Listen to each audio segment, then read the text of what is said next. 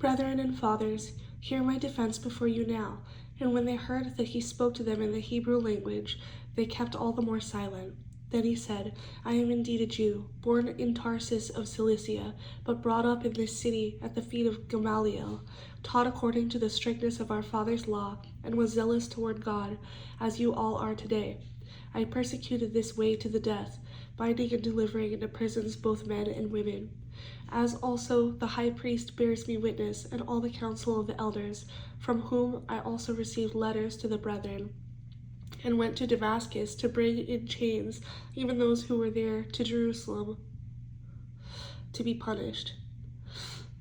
Now it happened, as I journeyed and came near Damascus at about noon, suddenly a great light from heaven shone around me, and I fell to the ground and heard a voice saying to me, Saul, Saul, why are you persecuting me? So I answered, Who are you, Lord?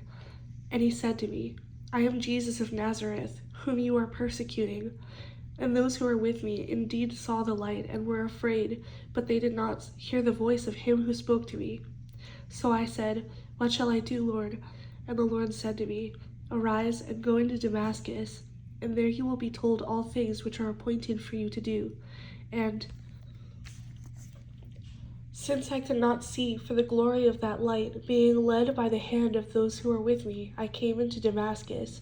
Then a certain Ananias, a devout man according to the law, having a good testimony with all the Jews who dwelt there, came to me, and he stood and said to me, Brother Saul, receive your sight.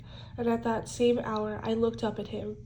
Then he said, The God of our fathers has chosen you, that you should know his will, and see the just one, and hear the voice of his mouth. For you will be his witness to all men of what you have seen and heard. And now, why are you waiting?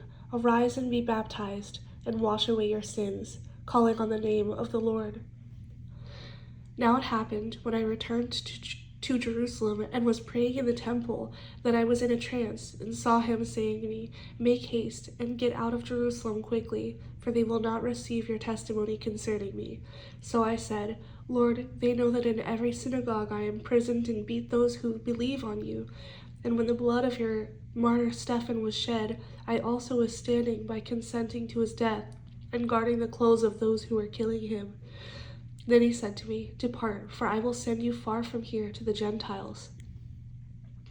And they listened to him until this word, and then they raised their voices and said, Away with such a fellow from the earth, for he is not fit to live. Then, as they cried out and tore off their clothes and threw dust into the air, the commander ordered him to be brought into the barracks, and said that he should be examined under scourging, so that he might know why they shouted so against him.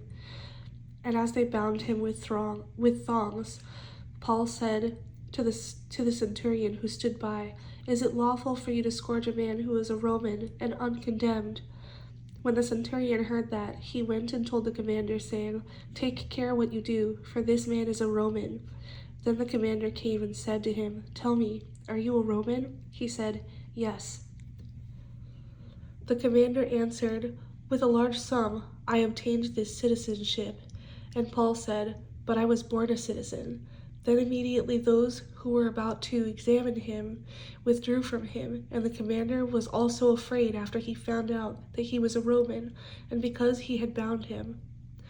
Then the next day, because he wanted to know for certain why he was accused by the Jews, he released him from his bonds, and commanded the chief priests and all their council to appear, and brought Paul down and set him before them.